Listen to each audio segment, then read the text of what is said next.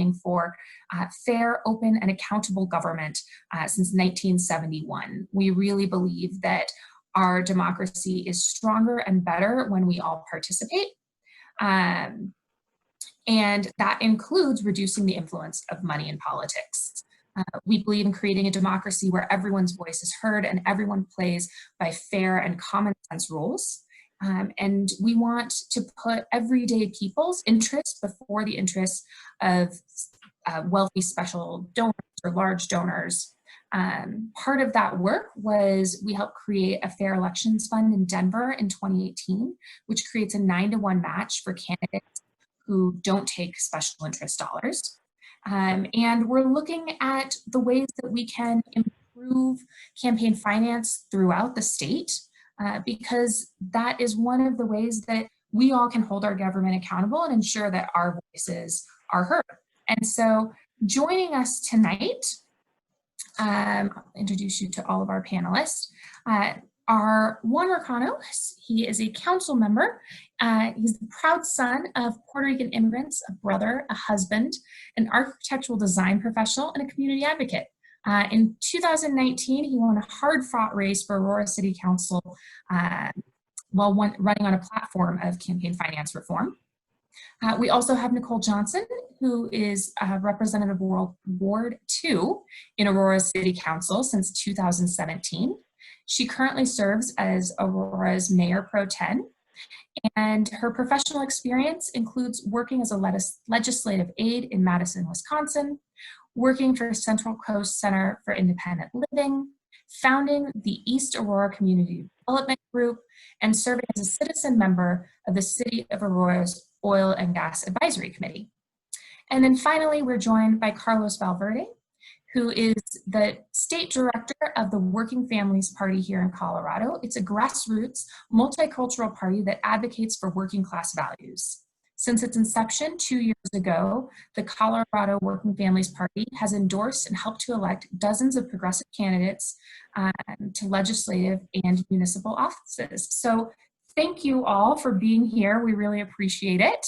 I thought that we could begin tonight by having each of the council members tell us a little bit about money's influence on Aurora politics, kind of what brought you to this work, and why you see this as the place that we should be working on campaign finance. So Juan, would you mind kind of kicking us off? Sure. I guess I'll give you a very brief history of at least the involvement that I've been a part of here in the city. So I feel that the fight for campaign finance reform here in Aurora has definitely taken place over multiple campaign cycles, because before winning my election last year, I helped actually Nicole here, on this side of me, win her election in 2017, because we had shared interests around campaign finance reforms and a bunch of other things. So that cycle, we knew that there was going to be some money, but we didn't know how much. And historically, I think council races here in Aurora had been a little sleeper. So the other side was accustomed to just, running their people, doing a couple of waves of mailing, and that was enough. Well, we actually had a group of really good candidates who actually ran grassroots campaigns, who had genuine community support, and we caught them off guard. And we ended up, winning 3 seats in that cycle. And we carried that work into the next cycle, where I was fortunate enough to be asked to run partially in 2017 and then by community as well. And through a lot of hard work, we still managed to come out on top, but big money was waiting for us. They knew it was coming this time. So our races were, I think, almost double the cost of what they were in 2017. And for our mayoral races and our at-large races, we broke records. There was actually over $1.5 million, I think, dollars spent in total in the city of Aurora, which is a record. So yeah, I'll let Nicole kind of elaborate a little bit here since it's a shared experience. So yes, definitely. Thank you, Juan. Yeah, so I was in, as Juan said, a couple years earlier, and there was definitely big money influence. In fact, the weekend before the election, $100,000 from industry oil and gas money. Of course, it was dark money, so we didn't get to find out all the roots, came into Aurora supporting our opponents. Fortunately for us, not as fortunate for Juan and others, but it turned out okay. They weren't as sophisticated, dumping money in the weekend before the election when ballots are mailed out a month before. We had already had our game plan and everything. So they were really ready. They were ready in 19, starting early, knowing that the power of grassroots could yield in having more progressives on council. And, oh, yes, yay! Okay, yeah, they actually had negative mailers. Yes, so they had this negative. Is one they sent out against me. Yes. So with us in 17, it was more money supporting the other candidates who were running against us.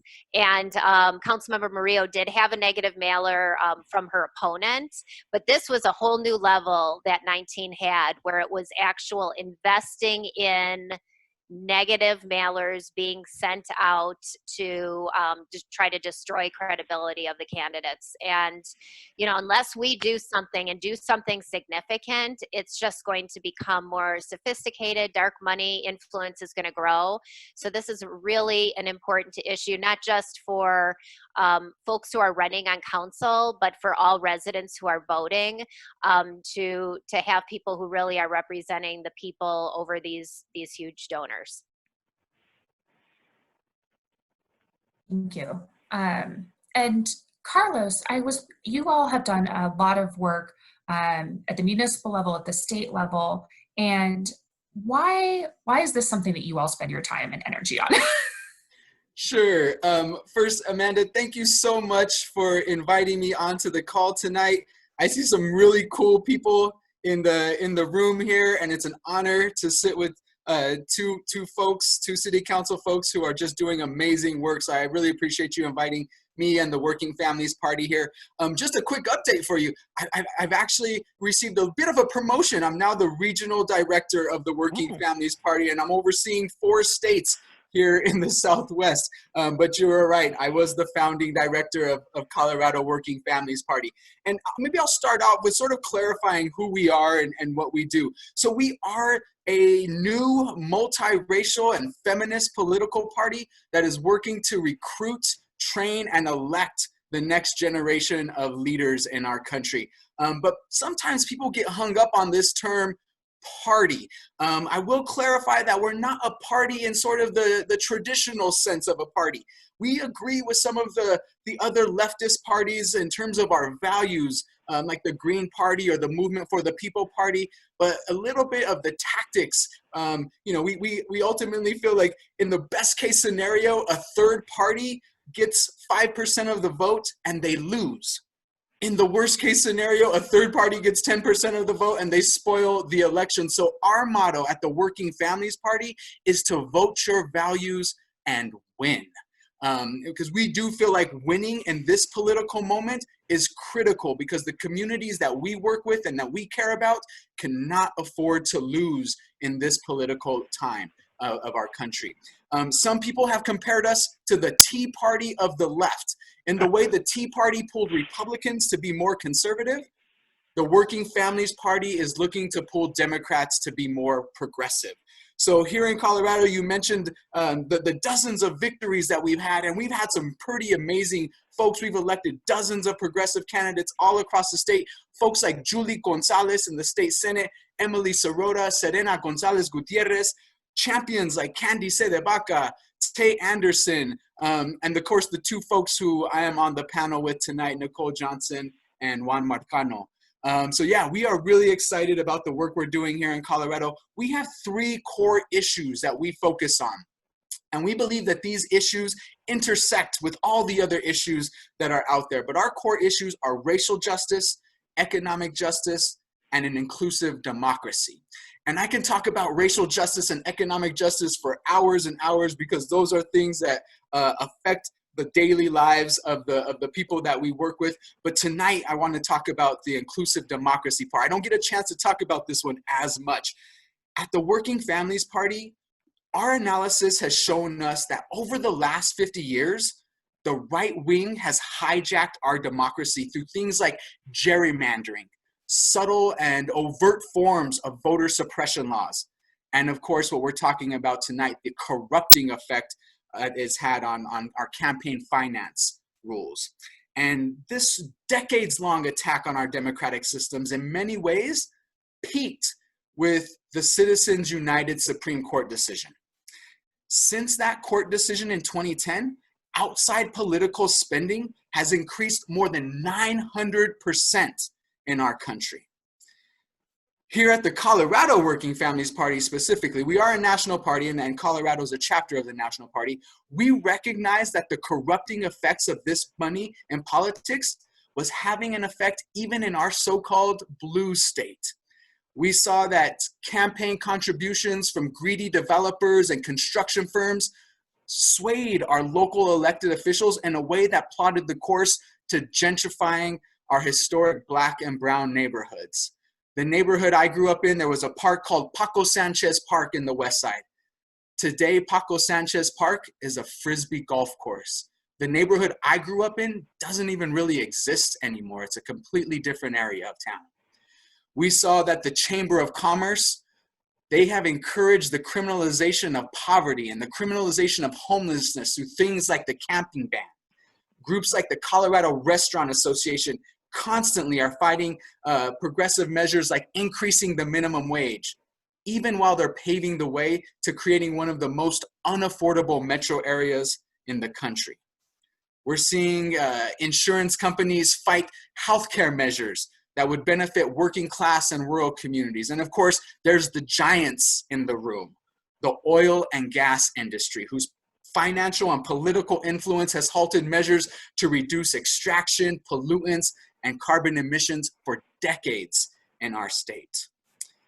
The influence of the wealthy elite on our politics has had a devastating effect, but I'm not here to talk about like all the downsides. There's plenty to be worried about with the influence of politics, but what I wanted to mention, because we are hopeful at the Working Families Party, I want to mention something that has happened to show us that when the community rises up, we can reclaim our democracy and put it back in the hands of the people. You mentioned at the very beginning this 2018 coalition that came together, Common Cause, Working Families, labor unions, Clean Slate Now, who I think I see on the line here tonight.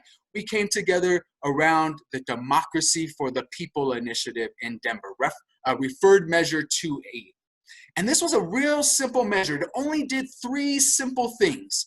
The first thing it did was lower the maximum campaign contributions in Denver on all the races to be in line with the state limits. Because in Denver at the time, the Denver candidates could accept 3 times more than state candidates could accept. And we know that when you lower maximum contribution limits to candidates, they feel less obligated to the super wealthy donors that are able to so-called max out. The second thing that this ordinance did was ban direct corporate contributions to candidates. And this is actually not only a problem in Denver, but in many municipalities across the state, because wealthy business owners often own numerous LLCs. And from each one of those LLCs, they could be maxing out from each one of those and maxing out personally, magnifying their influence on a candidate.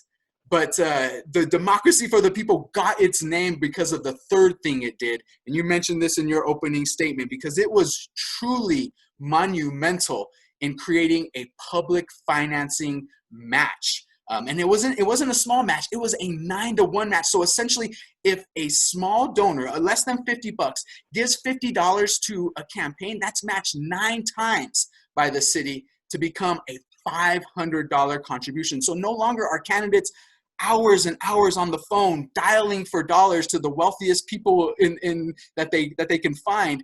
They can actually be knocking on doors, talking to their neighbors, asking for $10 contributions that all of a sudden become $100 contributions with the match.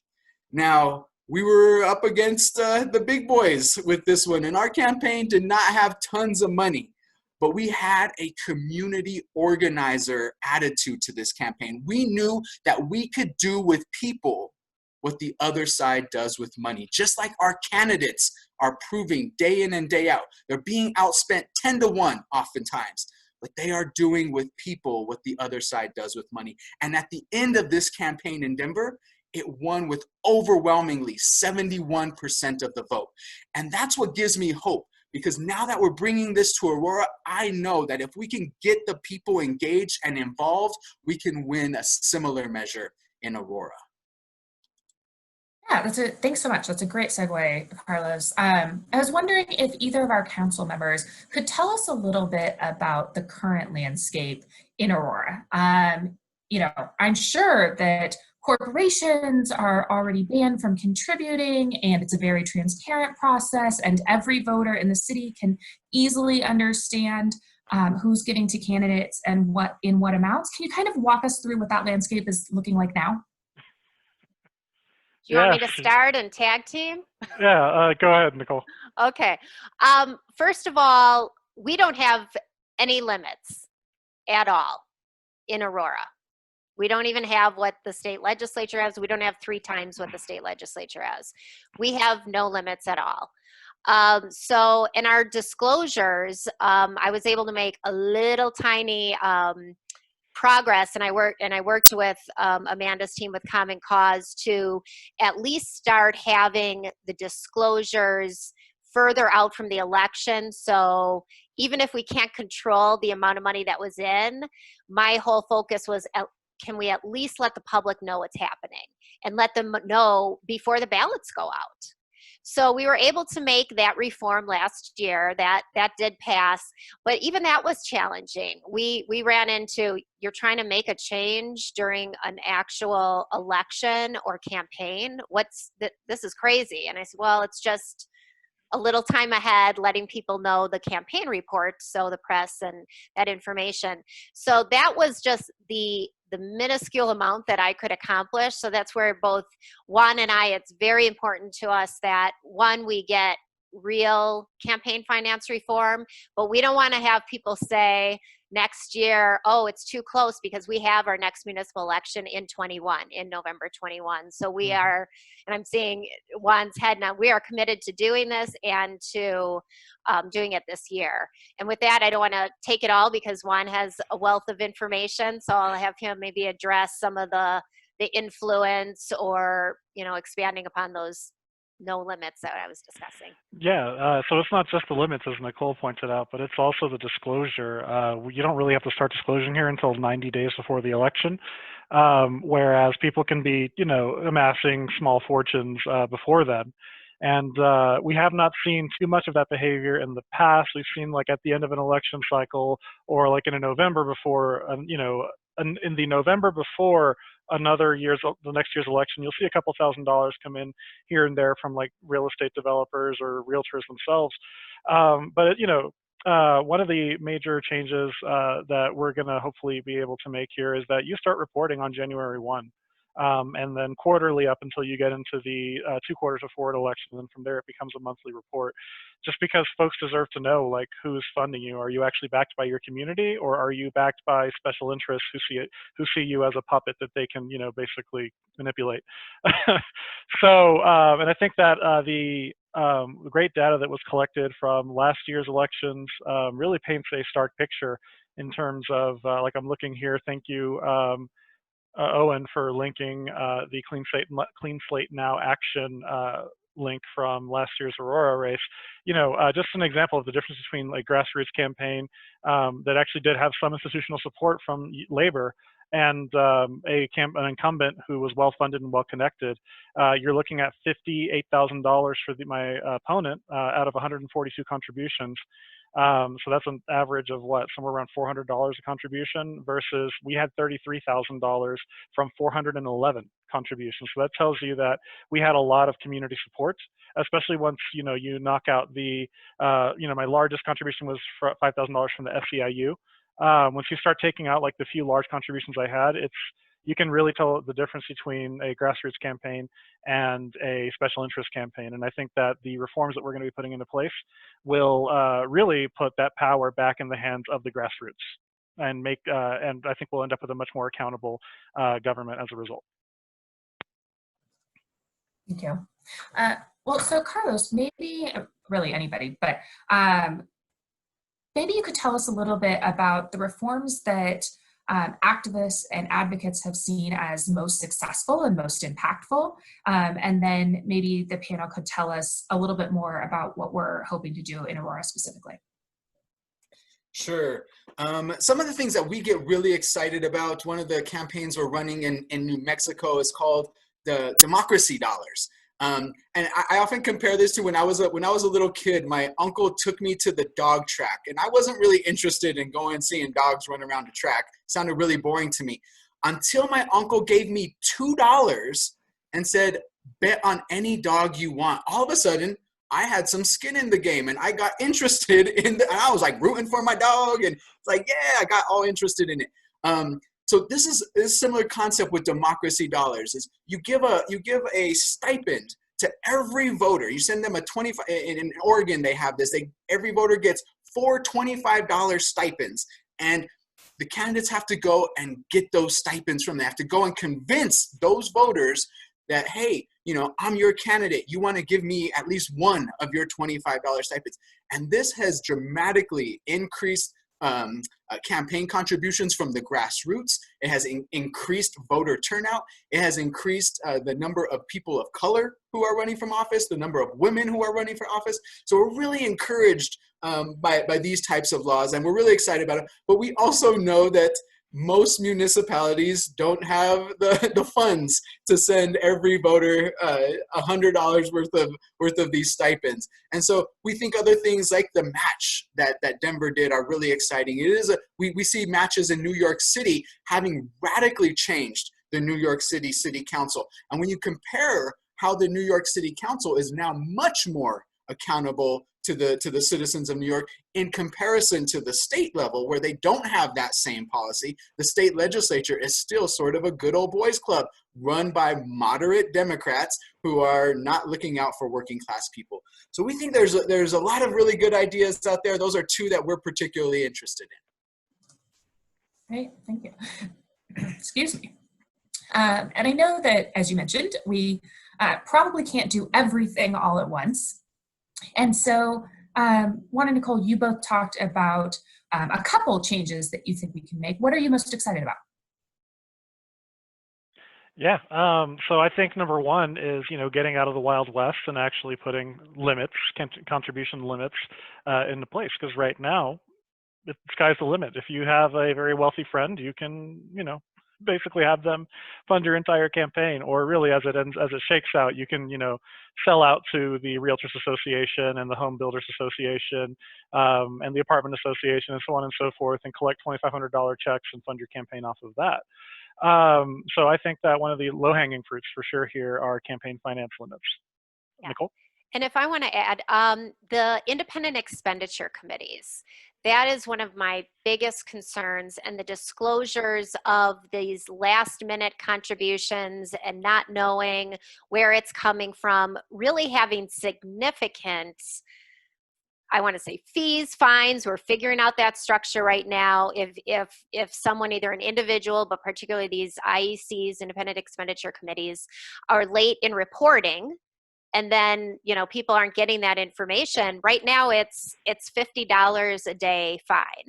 Well, when you're paying, hundreds of thousands of dollars for a direct mail to attack Councilmember Marcano, Coombs, and others, $50 a day isn't really going to prevent you from doing that. So I don't want to put all our cards out on the table of what we're putting at this point, but drafts will be available. But we are looking at some really significant impacts to address that. So the independent expenditure committees, PACs, all of that is something that I'm looking forward to changing that influence. Yep. I'll just add that one thing that I'd like to look at as well is find a mechanism to use these independent expenditure committees. Because the reality is, if we lower the campaign finance limits, folks who are funded by big money are just going to get that money through through what we call dark money, or through IECs. But if we can find a way to, let's say, use that as a source of funding publicly financed elections, so going to like a Democracy Dollars match or some other kind of formula like that, that's something that I'm really interested in exploring as well. And I think you're exactly right that We worry about sort of those quid pro quo situations where a wealthy donor has given lots and lots of money and then an elected official feels beholden or responsible to that donor or donors instead of their constituents. And even when that isn't explicitly happening, the appearance is terrible, right? We want voters to be able to trust the system and feel like their voices are heard. And so I think the policies like these are key ingredients. There was a recent Pew study that came out that said that only about 12% of voters actually give to candidates or in general. Why do you think that is? And how can we make voters more aware and feel like this is their government? Yeah, what do you think's going on with those numbers? Nicole, do you want to start? Sure, I'll start. Why only 12% give to political campaigns? Honestly, I think, a lot of it is priorities. It's a privilege often. I never really myself, I'm kind of new to politics. It was the first time I ran, and then I won in 17. I gave a handful of times before that, but my priorities were my bills, my credit card bills, my student loans, activities for kids, all of that. And it's a privilege to be able to then think, oh, I can make this donation. And sometimes the assumption is, well, I can only do $20. And this, when you do political campaigns and you give money, you have to give these significant amounts. And I hope, if anything, the last two elections, having these smaller amounts, but just having hundreds and hundreds of people give it truly made a difference for me to be able to do my mailing, to get my walk pieces and all of that. But I would think, and there's no science behind it, but because that small percentage, I think a lot of people, their priorities are just doing some of those other bills and everything like that. And then maybe even thinking, is that going to make a difference? If I'm going to spend money, I want to know that there's going to be an impact. And I think most people, that 12% don't always know that that could be an impact. Yeah. And I think there was a second part of the question maybe Juan wants to dig into. Yeah, I'll just add on to the end of yours. It's really, when you think about it, you're asking people to spend the same resources they use to feed their families and to stay housed to engage in political activity. So that's extremely problematic right there, because it becomes an issue of equity and access. If you are a working class person, you have less resources to spend on political action, right? So that's why I'm a big believer in the public match, or just public financing, generally speaking. But I think another part of it too, I guess it goes right into this. It's just the ability to participate. It's demotivating when you know that I can give $10 to my favorite candidate, but someone else can give $1,000, to that person, or if we're talking at the federal level, at $2,700 is what you cap out at. That's extremely demotivating, because money has strings attached. It's just like advertising to me. People wouldn't spend money on advertising if it didn't work, and special interests wouldn't spend money on campaigns if they didn't get a return. So I think that's part of what keeps people out of the process. At Working Families, we began also recognizing that we're getting good people to run, but often they didn't have the skills to effectively run for office. And I think the reason why it's only 12% is because the people who generally run for office, they only ask wealthy people to give to their campaign. And that's a very small number of people. But what we saw from inspiring campaigns like the Bernie Sanders campaign, but let's be real, he has been the most prolific political fundraiser in the history of our country. And he's built that on $27 donations. These are small dollar from working class folks donations. And so I think it's giving working class folks, giving communities of color the opportunity to participate in our democracy with something as little as a $27 donation or less, right? That was just his average. So a lot of people were giving less than $27 because there were people giving in the thousands of dollars too. So that average out, and just making sure that everyone knows that their contribution counts. And when we have inspiring candidates who can really say, like, I'm going to be working for you, that's the way you get a lot more people to participate. Great. You know, Carlos, you mentioned racial justice and economic justice. That's central to the work that we do at Common Cause as well. And frankly, it's the only reason I took this job, is that those are the things I care about. And I think that all of these systems play into that we don't see different outcomes on racial justice and economic justice if we have the same voting systems we've always had, if we have the same campaign finance systems we've always had, that we need to change these structures to make them more inclusive. And so I think one of the ways that sometimes shows up is the way we define electability, right? Who's a viable candidate? Who is someone who should run for office? Who is someone who can be electable? What do you all see as the impact of campaign finance reform, either on electability or on the ways that we can improve racial justice in our state? Yeah, that electability is a huge thing. This is why we consider ourselves really we are separate from the Democratic Party, and the Republicans, I won't even address them. But even within the Democratic Party, you know, electability is based on how much money you can raise, and so you will always have folks like John Hickenlooper rise to the top of that, despite having other really good candidates in the race, and they don't even qualify for the ballot because of this idea of electability, and that is generally driven by campaign contributions. And so it's making a less just society, it's making a less inclusive society, and it's making a much less inclusive democracy.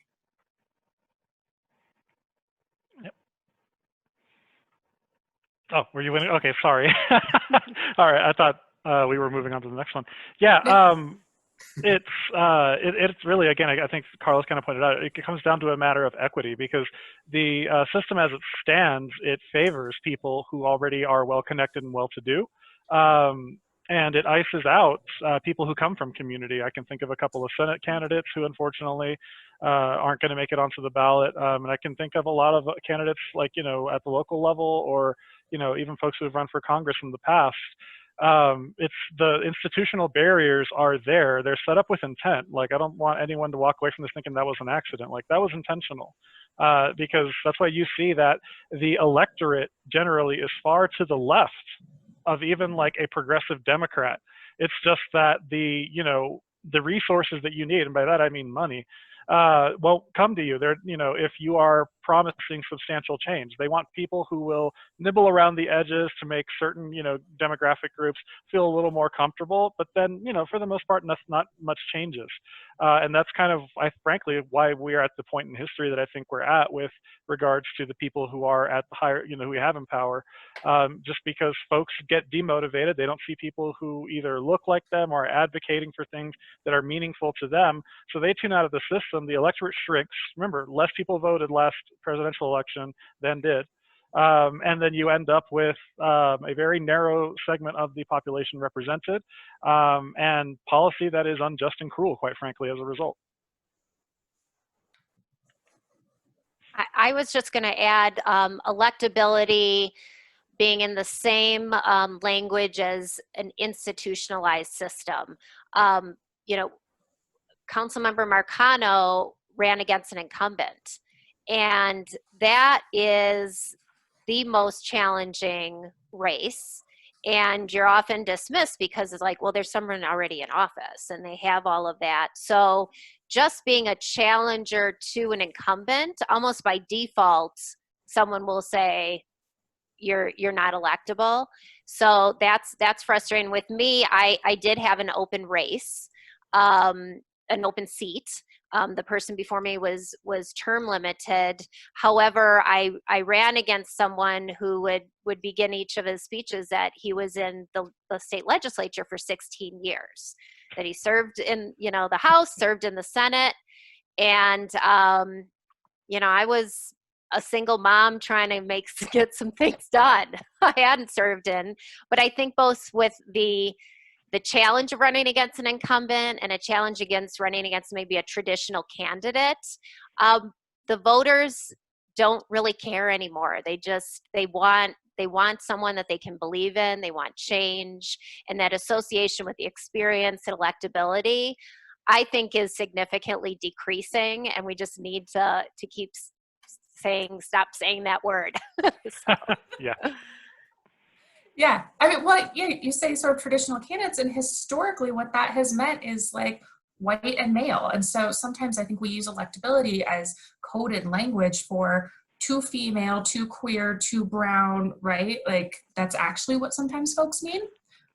So I think it's important to name some of that, and also name the barriers that have been set in place to make that the case.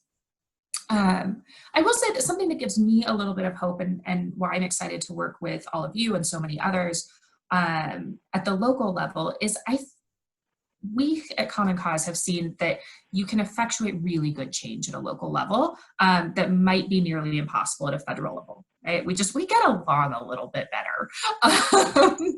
And so I was wondering if any of you had thoughts on the different ways that money affects politics at the federal, state, and local level. Do you think that a city council person is influenced the same way that maybe our senators at a federal level are or not?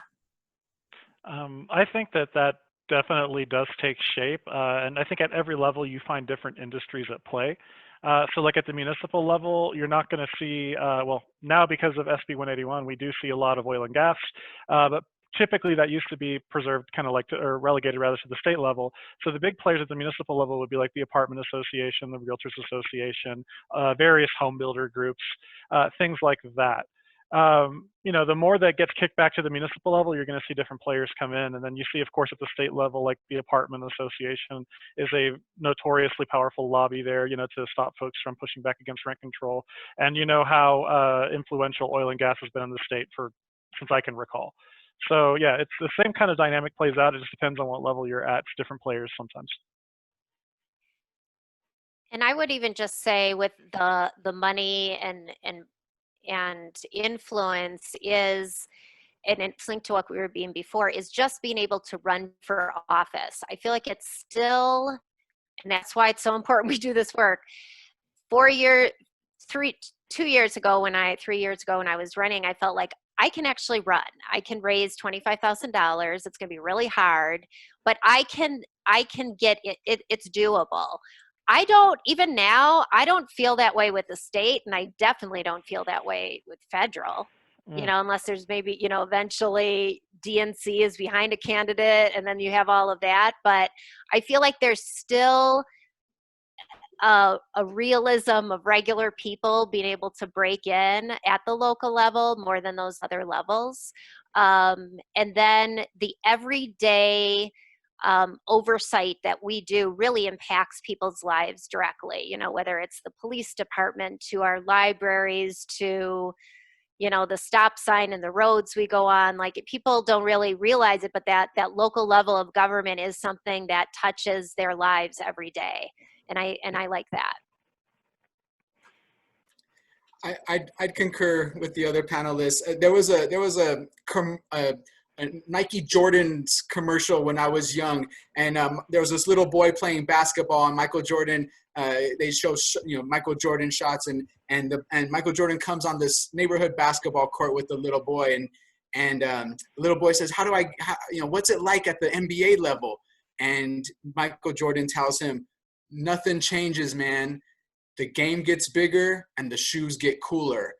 So yeah, I mean, nothing changes. The zeros after are maybe a lot bigger at the federal level, but the game is the same. Yeah.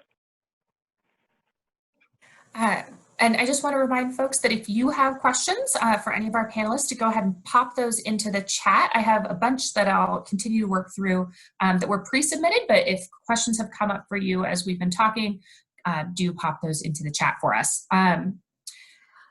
So I mentioned before, Colorado Common Cause has been around since 1971. We see ourselves as the people's lobby. We understood that all of these special interests had representatives under the dome, and everyday people who wanted to vote, who wanted to have their voices heard, who wanted to be able to understand what was going on in their government, didn't necessarily have a voice that was there full time. And so we believe that some of the best ways to effectuate change are to organize, to have really sound and well-researched policy, and also to band together. I think that if you're, I'm not a millionaire, I think if you're a millionaire, you know how to effectuate change. And I think a lot of that right now has to do with money, which is why we're all doing the work that we're doing. For those of us that are not millionaires, for those of us that are, I don't know, maybe 10 or 20-millionaires, what do you all see as the best way for all of us to effectuate change? So as a community organizer, I build towards the world and the ideals I want to live in one day, this dream world that I hope to live in one day. But I operate in the world that I'm given currently. And so one of the current mechanisms that we have is small donor committees. Small donor committees, at least at the state level and now more and more at municipal levels, are a way for small donors to band together and have their contributions count much more than they would normally if they were just giving as an individual. And this is a real big tool for labor organizations, for community organizations, and for social movements to come together to help elect the candidates that really will represent their values. And so when people ask me, like, what can we do? I always start a small donor committee and get the candidates that you want who will be accountable to you elected. Use the same tools that the other side's using, because that's the world that we live in right now. And I get a lot of criticism sometimes because Working Families is sometimes called one of those dark organizations that's taking dark money. The one thing I always publish, everyone who donates to the Working Families Party, I'm not ashamed of the workers who contribute to us, but we do also run independent expenditure committees. That's often how we get our candidates elected. We use small donor committees. We have an LLC that runs our canvases. So we're using all the tools, operate in the world that you're in to build the world that you hope to achieve. I want to add to that, because it's not just about the money side, although the money is important, even especially for grassroots candidates, really. But it's also about building dual power, right? It's so you have to build power not just in the electoral side, but you also have to build community power and get folks who have common shared interests together, get folks whose interests intersect to work together to not just enact electoral change, but also to work on building power in that community and solving problems through other means as well. Because we can't depend just on the electoral system, I think. And I say that, and it's kind of funny coming from someone who's an office holder, but we can't solve all the world's problems. But the folks in community who are actually working together who know the real needs of that community because they live in it every single day, that's where the power really rests. And that does transfer very nicely into political power as well. But I just want to make sure we're not missing that from the conversation. Definitely. And adding to that is, even if you don't want to run someday, just being able to reach out to your elected representative, whether it's testifying, going to a committee meeting or a council meeting and testifying, even a phone call, emailing, or perhaps volunteering to be on a commission. But really, for me as an elected, and I will say I know this is one too, we listen to the people who are talking to us, and the different ordinances and resolutions that I brought forward, they haven't been, this is just from Nicole Johnston. It was from me hearing from constituents, this is a real issue. What can you do to help address that? And that's where I'm proud, where it's not something like, oh, I was able to do that. It's like, no, I was able to do this with the community and make a change. So, don't underestimate that power of that phone call, email, testifying, or even volunteering for a committee that the local government or state government has. That's a great point. Sorry, I lost my questions. So I think everybody on the panel, Common Cause fights to make our systems work. And I'm not gonna lie, the work that I'm doing at a state level right now, folks are like, you're a little crazy and why are you bothering me? We have COVID to deal with. Why are you talking to me about funding for elections? Why are you talking to me about ballot translation? And to me and to us, those are the core issues. We have to get that stuff right, or we stand no chance at having people's voices heard. But we are in the middle of an international pandemic, right? The Joint Budget Committee at the state level is looking at maybe 25% cuts to the budget in response to the economic moment that we're in. And how do you think that shrinking resources affects systems work like the campaign finance reform that you all are working on? Yeah, I think that might give some folks cold feet when we're talking about some mechanisms for public financing. So that's why we're exploring other options that kind of utilize dark money as a means to fund that.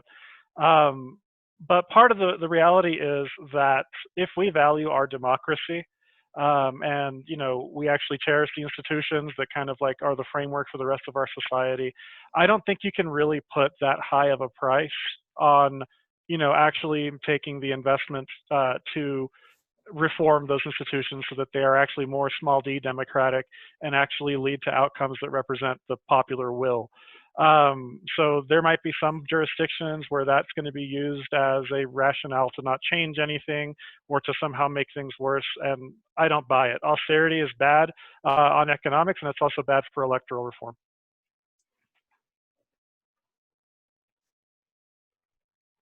And if I can add a little to that in terms of budget, fortunately, this happened before COVID, but and those for you who know, and I know Susan Gilbert's on this call, is our system for accessing data, campaign finance reports has not been very user friendly, but the city of Aurora actually has obtained a new software system to make that much more accessible to be able to get that information into the hands. So we're working on rolling that out.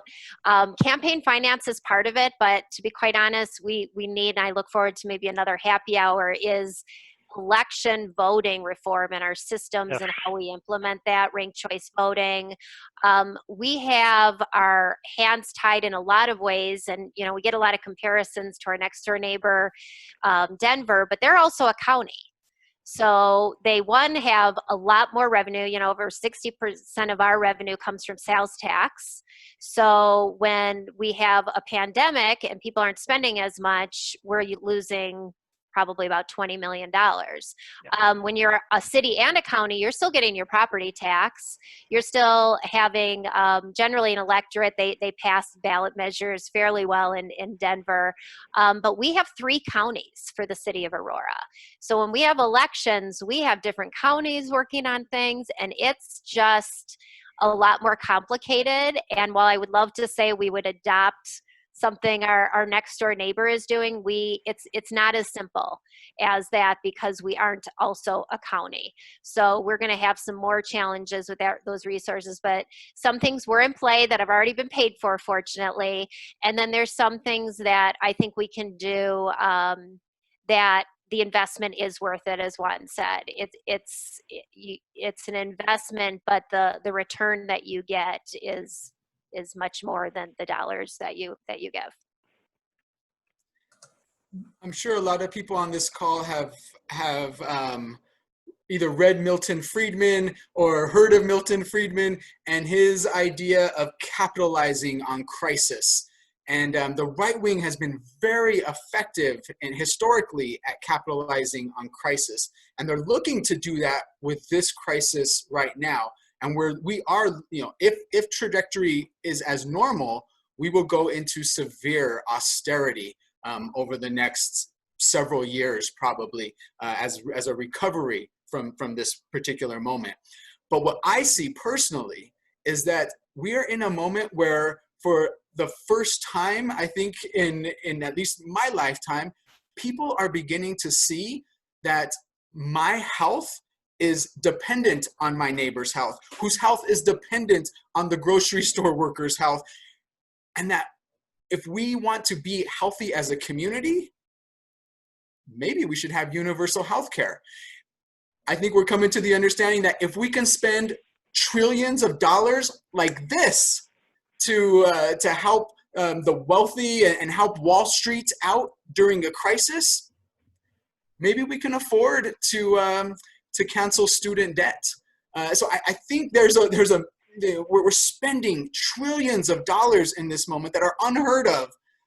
And if we can do it now, I think the people can begin to ask that question: why can't some of these things, these basic social safety nets, be permanent parts of our society? If we can send $600 additional checks to folks who are on who are receiving, how come it's slipping my mind? Unemployment insurance? Unemployment. Maybe universal basic income isn't that far away. So I think there's going to be a fight in the next several months over an ideology and what the people believe. I believe our side can actually win this fight this time. It does seem like we have, we're in a moment, right, where we can either choose to all try and get ours, or we can choose to all take care of each other. And I really hope that we choose to take care of each other, and that we choose to put in systems that work for everyone. So we had a question, Carlos, because I think you called yourself dark money, and people are like, oh, tell me more.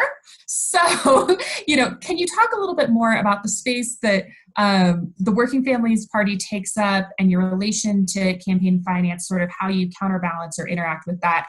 Are y'all a dark money special interest? I mean, under the technical terms, I would say yes.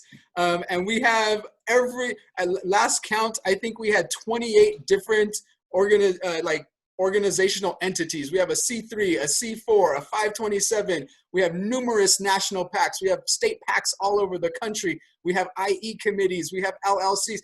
And the reason why we have all these things is because our current tax structure makes it so that not one singular tax status allows us to build the political power we need to effectively influence and move the needle the way we want to move it. So we have to have all those structures. Now, the one thing that I think does make us different from the big oil and gas dark money, we actually are very transparent with who contributes to us. And it's usually workers. The first contribution I got here in Colorado was not from some big wealthy donor or some big nonprofit foundation. It was the workers, it was janitors, it was home healthcare workers, the same folks who gave to Juan. It was SEIU Local 105. And I proudly put that on our website when these workers donated to us. So yeah, and I think I did read the question in the comments there. What does Clean Slate Now think about this? And my buddy Owen is on the line, and maybe when we unmute, Owen could talk about it. But Owen and I, we may slightly disagree in the tactics on this one, but that's okay. I think our ideals are ultimately aligned.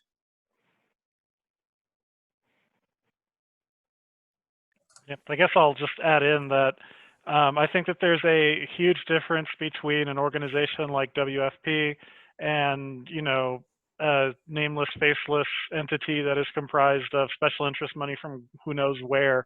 Not just because WFP actually discloses their donors, but just because if you look at the mission, WFP is using the system that currently exists to elect people who are willing to dismantle that system and replace it with something more equitable, rather than try to preserve the system as it exists and continue to use it as a tool to get more, let's say, multiple candidates into office that will, enact the will of those special interests. So, I mean, we don't like the system as it is. I don't think anyone on this panel does. But I think we would be remiss if we did not, to some extent, use the master's tools to try to dismantle their house a little bit. But we know that at the end of the day that can't be the only approach, that doesn't historically work. So. And we also, so Common Cause has a C3 and a C4 because we do so much lobbying on behalf of our members. But we also have strong transparency rules. So I've had to turn down tens of thousands of dollars from donors that didn't want to be disclosed, and that's just against our policies. So we operate a little bit differently than maybe some other C4s do. Well, we are nearing 6:30. And so I just wanted to maybe go through the panel and grab any closing words, and then I'll probably close us out. So Nicole, did you want to begin? Sure. I just have to say that I am really excited about what could be. You know, I was excited when I got in office, but didn't really have the support on council, and you need your support to be able to get your ideas into policy and to take action. So thanks Juan for all your partnering together with this, and to all of the groups. You know, we had a meeting yesterday with Clean Slate and Common Cause, and we know this is, you know, we both were Working Family Party endorsed candidates, and having this again come from so many different stakeholders where this is important, it just gives me a real great feeling that we can create a model that's the best in the state of Colorado, and I think a national model as well. So I hope we do many more of these happy hours to keep everyone apprised. And then, as we said, this is just the beginning. We needed to be broader in terms of election reform as well. So thanks for having me on tonight. I enjoyed it. Oh, thanks so much for being here. Juan or Carlos? Sure, I'll go next, I guess. Yeah, thank you so much for putting this together. This is a topic that is a passion of mine and has been for a really long time. And I'm really grateful to get the opportunity to work with all of the folks on this panel and the folks in the audience on solving this issue, because it is one that, you know, basically our forebears created, whether intentionally or not, but that we will be able to, you know, turn into something that actually serves the people. That puts, you know, folks into office that actually represent the interests of community, and that I think will lead to a more just and equitable society overall. So this is really, really important work. It might not be the sexiest work that you'll hear, you know, politicians talk about, but it is exceptionally important to the fabric of our democracy, and I think the long-term integrity of not just our city, but our society. So thanks for having me. I really appreciate it. Yeah, I mean, we do the work that we do to get good folks elected because we believe in co-governance, in a democracy where the people co-govern with their elected officials. Unfortunately, we live in a democracy where there is actually co-governance, but many of our elected officials are co-governing with the wealthy special interests that made big campaign contributions. That's why I'm so proud to be on this panel with Juan and Nicole, because these are two wonderful examples of elected officials co-governing with the community. And so I'm so excited about this campaign, and I'm really looking forward to see what happens over the next several months.